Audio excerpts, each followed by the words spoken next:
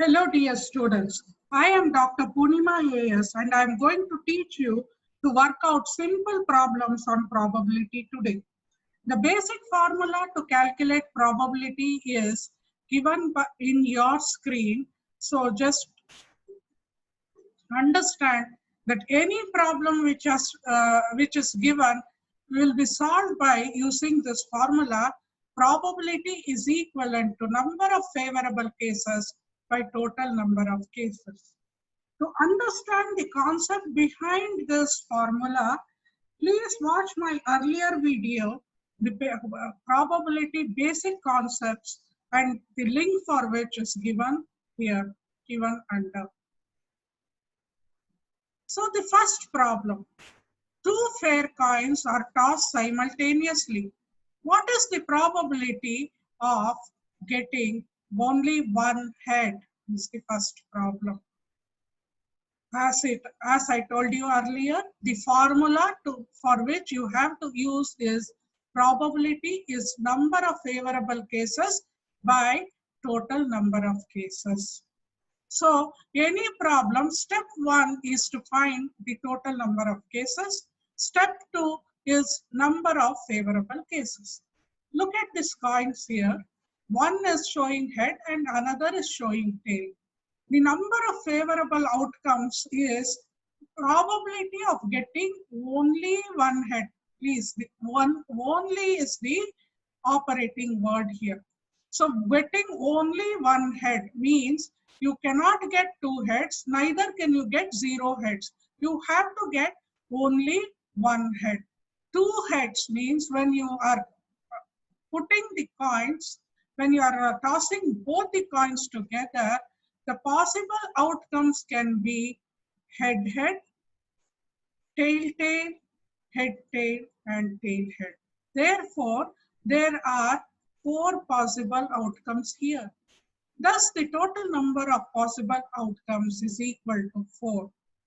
Getting only one head includes HT and TH. These are the only 2 possibilities in which there is only one head. You can't use HH because there are 2 heads and you are asked to find the probability of getting only one head. So getting only one head includes HT and TH outcomes.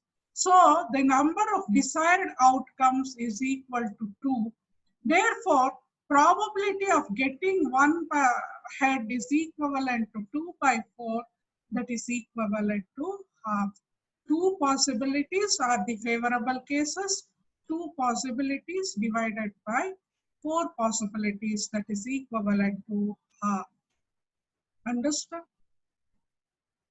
Question number 2. A coin is tossed twice at random. What is the probability of getting at least one head here? Remember here previously getting exactly one head was asked. Here at least one head means what? At least one head is one or more heads. At least one head in English means one or more heads. So even 2 heads can be counted.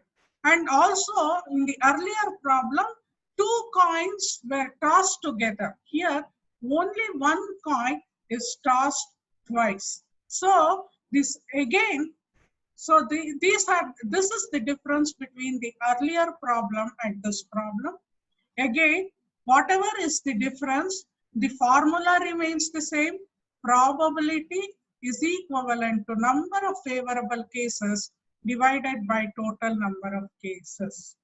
The possible outcomes are head in the first trial, head in the second trial. Also, head in the first trial and tail in the second trial. Tail in the first trial, head in the second trial, tail in the first trial, and head tail also in the second trial. So the total number of outcomes is equivalent to 4 again. Though the outcomes are different. This head represents first trial, this head represents second trial, this head represents first trial, tail represents the second trial, tail represents the first trial, Head represents the second trial. T, T. First trial you get T and second trial you get T. So the total number of outcomes is equal to 4. Number of favorable outcomes for event 1 is equal to number of outcomes having at least one head, 3. Because at least one head means one or more heads. So you can have two heads also. So H has two heads, HT has one head, TH has two, TH also has one head.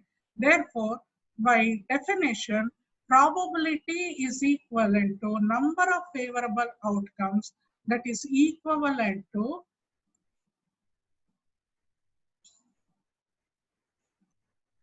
3 by 4. Now, let us go to the second one. Here we have the same face. Same face means what? You are tossing the coin twice. Both the times you have to get head, or both the times you have to get tail. So here it is the HH and TT. That is HH and TT are the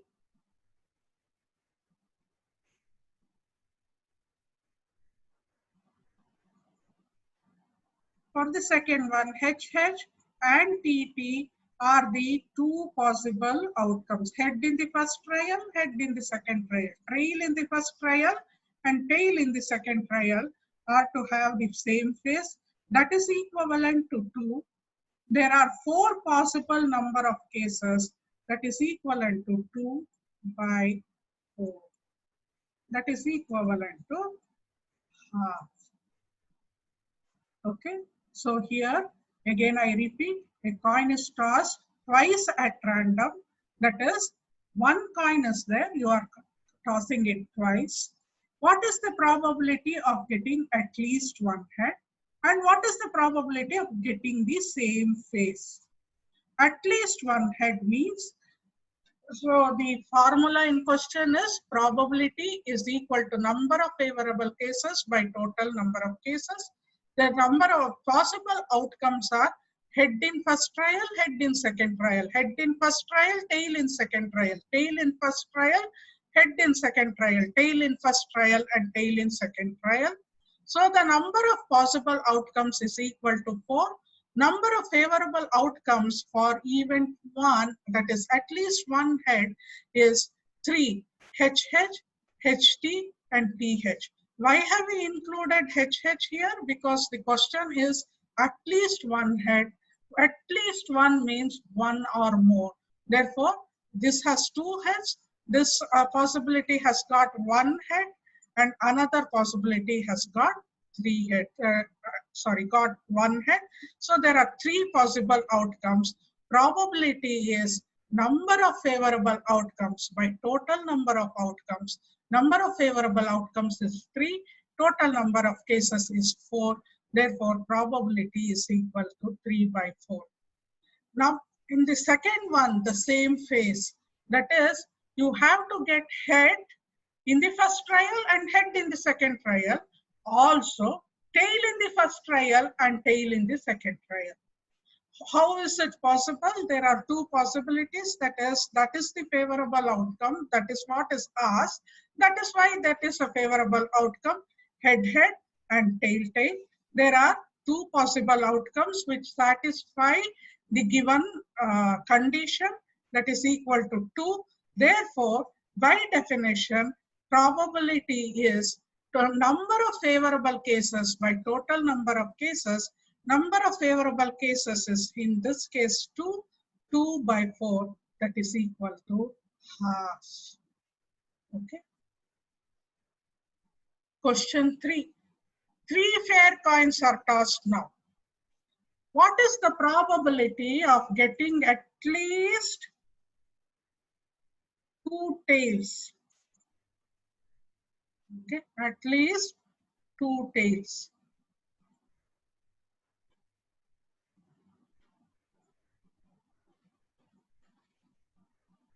At least two tails. When three coins are tossed, the possible outcomes. Again, the formula which we have to use is probability is equal to number of favorable outcomes by total number of outcomes. Total number of cases is now calculated is calculated here. We have 8 possible outcomes: H, H, H, H, H, T, H, T, H, H, T, T, T, H, H, T, H, T, T, T, H, and T, T, T. Have I left any of it? I don't think any are left. There are 8 possible outcomes. Thus, total number of possible outcomes is equal to 8. Getting at least 2 tails include HTT, THT, TTH, TTT outcomes. So number of desired outcome is equal to 4. Therefore, probability of getting at least 2 tails is equal to number of favorable outcomes by total number of outcomes. That is equal to 4 by 8. That is equal to half. Understood, friends? 3 coins are tossed together. You have to get at least 2 tails. When 3 coins are tossed, the possible outcomes are HHH, HHT, HTH, HTT, and THH.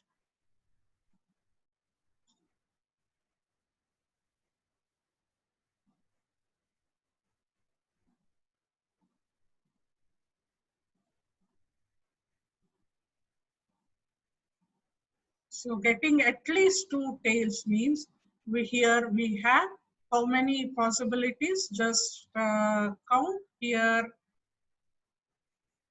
We have 2 tails means this has got no tail, so this has got only 1 tail.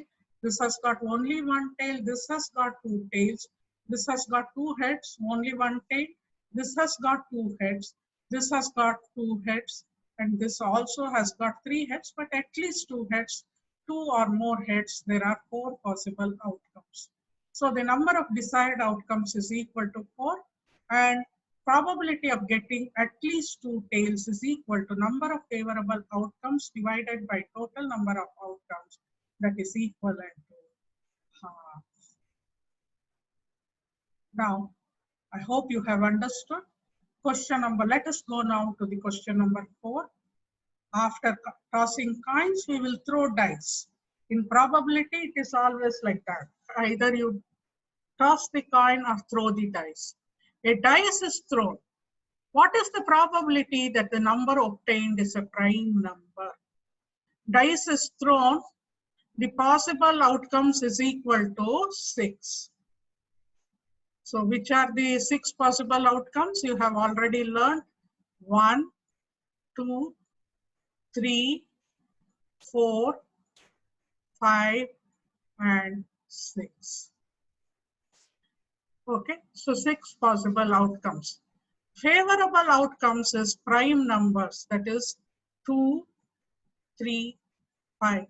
Now, please understand, you may ask me one very important or pertinent question, that is why we should not include 1 in the prime number list. In the prime number is defined as a number which can be divided by itself and 1. There are 2 numbers which can divide it. One is itself and number 1. In 1 can be divided only by itself. Hence, it is not a prime number. By definition, it is not a prime number. Therefore, never include 1 in the probability, in any of the problems which you may encounter. Therefore, number of favorable outcomes, prime numbers, is equal to 2, 3, 5. Probability is equal to 3 by 6. That is equivalent to half. So what is the formula we have used? Probability is equal to number of favorable cases by total number of cases. Please include first, as soon as you are given this problem, first write this formula. I have included the formula wherever it will look nice depending on the uh, slide layout.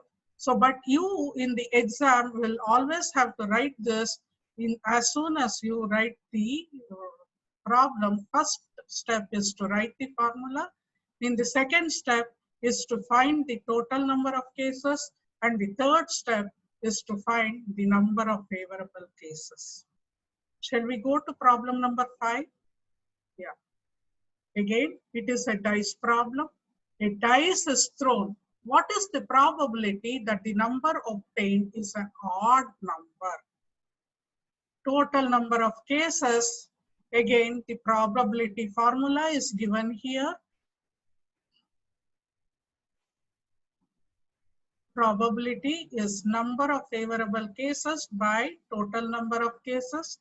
Total number of cases is equal to 6. I think you know by now because 1, 2, 3, 4, 5, and 6. I have explained earlier how it is. Dice. This is the dice here. There are 6 faces, each face having a single number out here. Number of favorable cases are odd numbers. See, you are being asked odd number, therefore it is a favorable case. So 1, 3, and 5. That is, these are the 1, 3, and 5 are the odd numbers, that is equivalent to 3 cases. Therefore, probability is equal to 3 by 6, and that is equal to half. With this, we complete the simple problems on probability. In the next class, we will take some more axioms of probability and theorems, addition theorem, multiplication theorem. We will also touch on the concept of combination, which we will eventually use in working out a few more problems. Those problems will be a little more complex than this, but then it will be easy. So happy learning, students.